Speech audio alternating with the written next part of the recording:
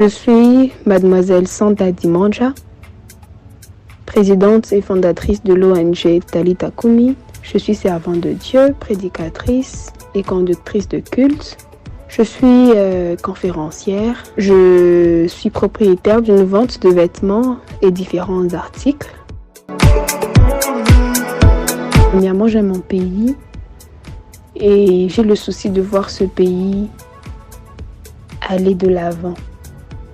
Et je me dis, l'un des domaines pour lesquels ce pays peut espérer et aura sa croissance, c'est l'entrepreneuriat. Et pour moi, l'entrepreneuriat, au-delà de se faire de l'argent, c'est répondre à un besoin, c'est améliorer, ajouter quelque chose dans ce pays. C'est apporter une touche de différence dans ce pays. C'est vrai, être entrepreneur, pour moi, a toujours eu 2 défis. Le premier, c'est le fait d'être femme et le deuxième, le fait d'être jeune. Ce sont les 2 handicaps qui m'ont toujours accompagnée jusque-là parce que je suis toujours jeune dans l'entrepreneuriat.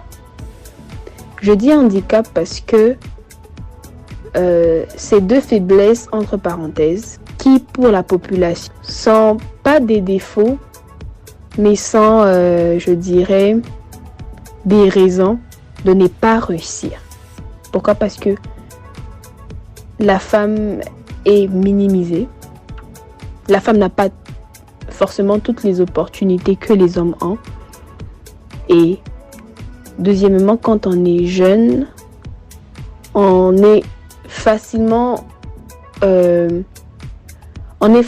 réduit à une forme d'incapacité, une forme de manquement, une forme d'immaturité, si je peux dire ainsi. Donc je disais, les 2 défis auxquels moi personnellement j'ai fait face, c'est le fait d'être jeune et le fait d'être femme.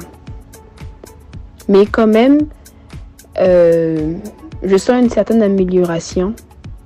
Je sens une certaine manière de faire différente. Actuellement, je sens un vent, lequel c'est celui de la promotion de la femme, c'est celui d'ouverture d'esprit.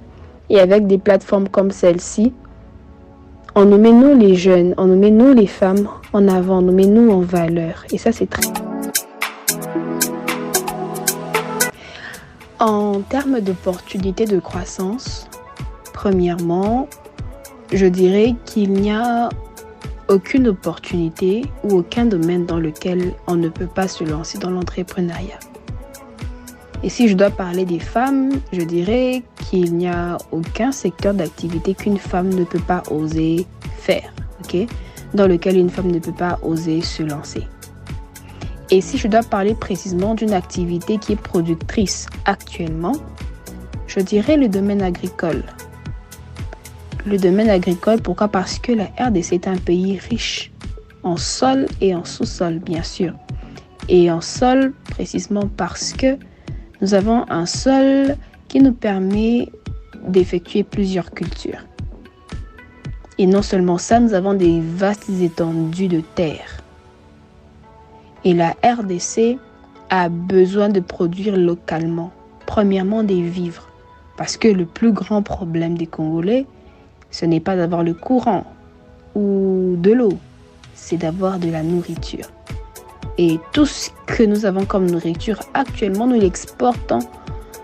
Et ça, c'est pas bon. D'où l'un des domaines pour moi qui aujourd'hui rapporterait beaucoup d'argent, c'est le domaine alimentaire et l'agriculture. Je crois qu'une femme peut oser se lancer dans l'agriculture, ça ne demande pas d'avoir beaucoup. Tant qu'on a un petit carré de terre, on peut oser se lancer dans une culture. Une culture, je ne sais pas, de maïs et autres. Il y a plusieurs choses que l'on peut cultiver.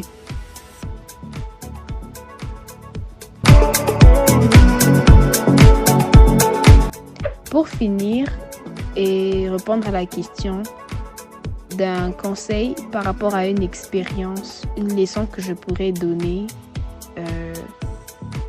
en tant qu'entrepreneur dans ce pays, c'est celui-ci.